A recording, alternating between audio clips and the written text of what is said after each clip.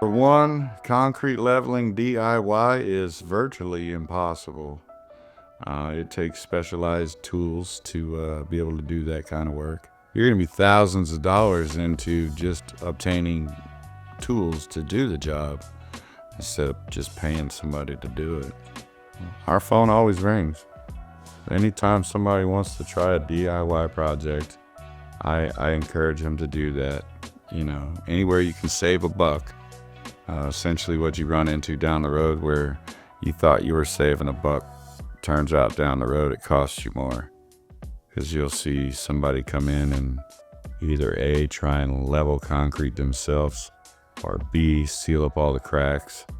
All of which, when a professional company comes in, all those hinder what they can actually do because other things have been done before.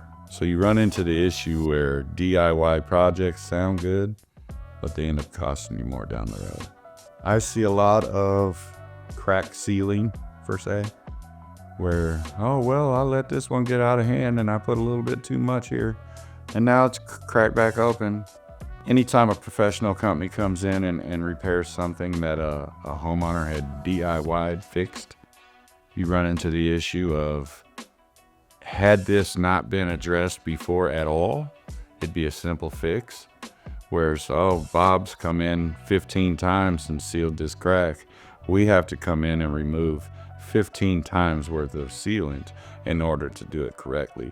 So it varies from issue to issue, but overall, doing it right the first time essentially is going to be cheaper than Bob fixing it 15 times and then deciding, I probably should get a professional in here.